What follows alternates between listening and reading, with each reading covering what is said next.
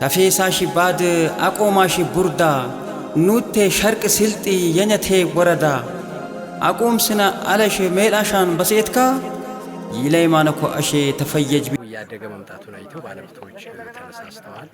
በዚህም ወደ 3 ትልልቅ በሀገሪቱ በቡና የሚታወቁ ባለሀብቶች ወደ ዞናችን እንዲገቡ መሬት አመቻችተን ኢንቨስትመንት ፍቃድ አግኝተው ገብተዋል። እነዚህ ባለሀብቶች በዚህ ዓመት ብቻ ወደ 250 ሺህ ችግኝ ለመትከል የችግኝ ዝግጅት አድርገዋል። ስለዚህ ቀጣይ ዘርፉ በአጭር ጊዜ ውስጥ በዞናችን በማደግ ለዓለም ገበያ ቡና ማቅረብ የሚችልበት ትልቅ እድል እየተፈጠረ ነው።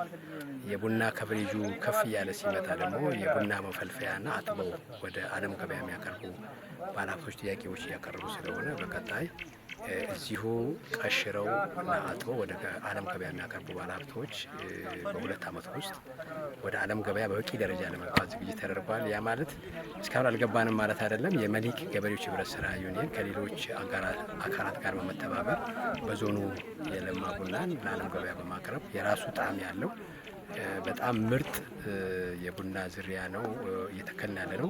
መልካም ምድር የአፈር ሁኔታውም የተመቸ ነው። ቾኮሌት የምንለው የቡና ጣዕም ያለው ቡና ለገበያ ማቅረብ ጀምረናል። ይህ ተጠናክሮ የሚቀጥል ነው የሚሆነው። አንዱ በቡና ልማት በፍጥነት እያደገና ለዚህ ምቹ ሁኔታ ያለው የምስራቅ ስልጤ ወረዳ ነው። ዛሬ ተዛዙረን ባየናቸው የአርሶ አደር መንደሮች ባለፉት ዓመታት የተሰራ የቡና ልማት ስራ በጣም ውጤታማ መሆኑን አይተናል። ምርታማነቱንም አይተናል።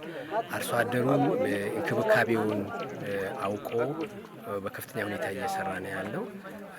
በትልቁ ልናድግ የምንችልበት ልንለውጥ እንደምንችል የምስራቅ ስልጤ ወረዳ አርሶ አደሮች የሰሩትን አይተናል። በሌላ በኩል የቡና ዘርፉን ለማሳደግ የወረዳው መንግስትም ከፍተኛ ትኩረት ሰጥቶ እየሰራ ነው ያለው። የችግኝ ጣቢያዎችን አቋቁመዋል።